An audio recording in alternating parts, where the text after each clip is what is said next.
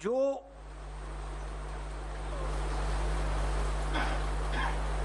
वो आवाज है उसको सिस्टमैटिकली दबाया भी जा रहा है। कोरोना का समय है तो हम भी नहीं चाहते कि लाखों लोग सड़क पे निकलें, क्योंकि हम जानते हैं कि उसके दूसरे नतीजे हो सकते हैं। तो हम भी थोड़ा रिस्ट्रेंट शो कर रहे हैं, मगर जनता में जबरदस्त गुस्सा है। आप जानते हो मीडिया पे किस प्रकार से आक्रमण हो रहा है। जो आप लोग बोलना चाहते हो, लिखना चाहते हो, आपको वो करने नहीं देते हैं। इंस्टीट्यूशंस पर दबाव है, पार्लियामेंट में हमें बात करने नहीं देते हैं, डिस्कशन नहीं करने देते हैं। तो माहौल ऐसा है, मगर ये गुस्सा बढ़ता जाएगा और फिर रिएक्शन जबरदस्त आएगा। Thank you, sir. May I go to Vijay Lakshmi? Rahul ji, जिस तरह से आपने कहा कि पेट्रोल, डीजल और गैस प्राइसेस बढ़ रहे हैं, तो जो कांग्रेस शासित या विपक्ष के कुछ दलों शासित द्वारा जो राज्य हैं वहां पर वैट कम करके क्या आपको लगता है ऑयल प्राइसेस में जनता को राहत दी जा सकती है? जैसे 35% का वैट पंजाब में है, महाराष्ट्र में 8% का है। we can do this on the margins. हम margins में ये कर सकते हैं, but the main thrust of it, right, is the question that 23 lakh crores. See, if the question was that international prices are going up, no problem. But that's not the question. International prices are not going up. 23 lakh crores are being taken by the government of India. It's not a question of what is Chhattisgarh government going to do, Punjab government going to do. The question is, what is happening to these 23 lakh crores? Why are the people being made to pay for this? ये जो 23 लाख करोड़ रुपया है, ये जनता के जेब से निकाल कर ट्रांसफर किया जा रहा है ना। सवाल तो वो है। आप कह रहे हो कि हाँ ठीक है, छत्तीसगढ़ गवर्नमेंट क्या करेगी, पंजाब गवर्नमेंट क्या करेगी, मगर सवाल वो नहीं है। सवाल छत्तीसगढ़ गवर्नमेंट 23 लाख करोड़ नहीं ले रही है, पंजाब गवर्नमेंट 23 लाख करोड़ नहीं ले रही है, सेंट्रल गवर्नमेंट 23 लाख करोड़ रुपए ले रही है। Thank you, sir. Uma Shankar ji from NDTV.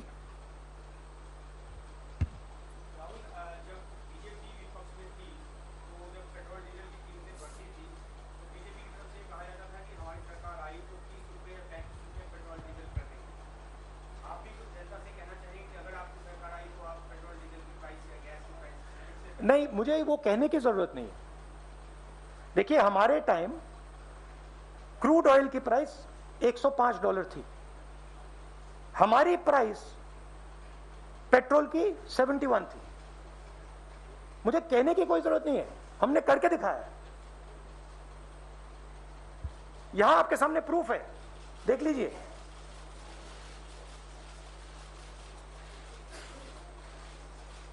अच्छी तरह देख लीजिए।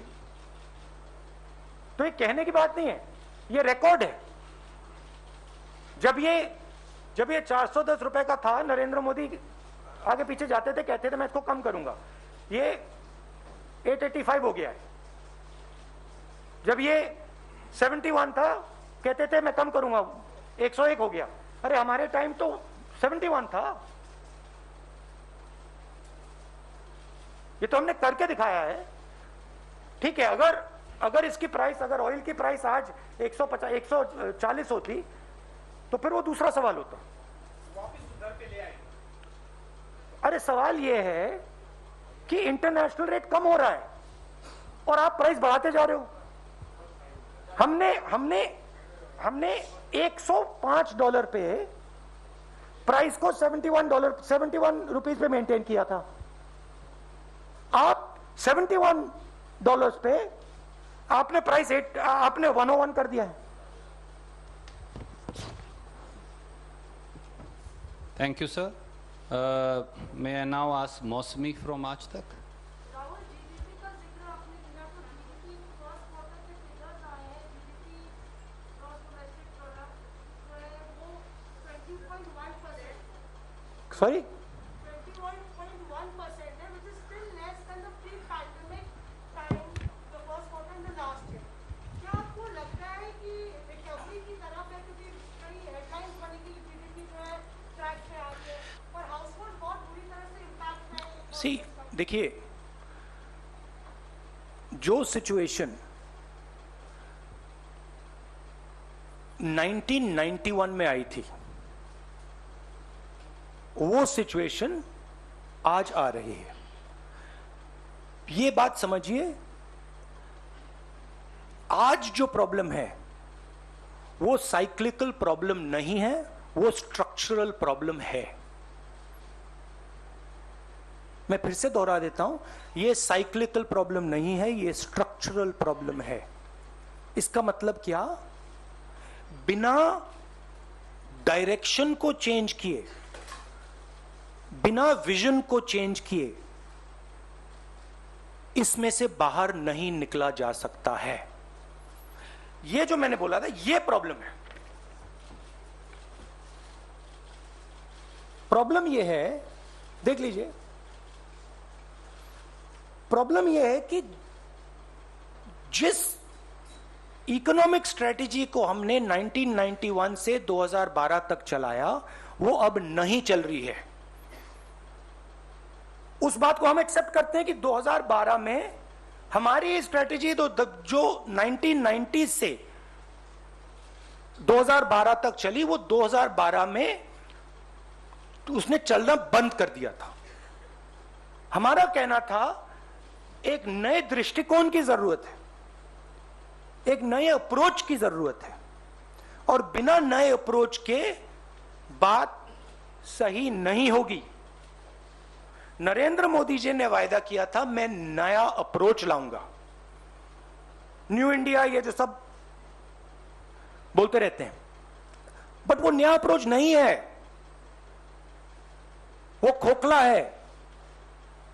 उन्होंने मेक इन इंडिया की बात की, कुछ बनना है इंडिया में। उन्होंने डीमोनेटाइजेशन की बात की, कोई फायदा हुआ? अब मोनेटाइजेशन की बात करने हैं।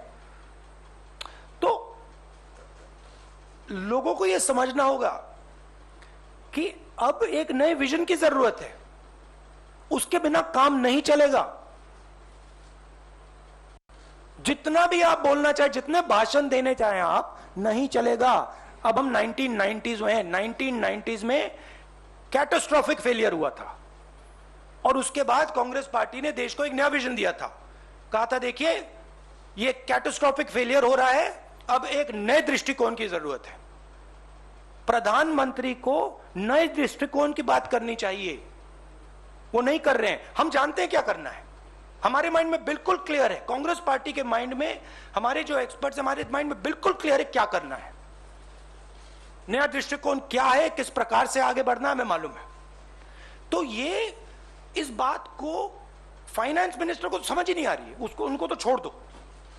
बट ये जो इनके थिंक टैंक्स हैं, नीति आयोग है, प्राइम मिनिस्टर को भी बात नहीं समझ आएगी, बट एक्सपर्ट्स हैं, उनको समझ आएगी।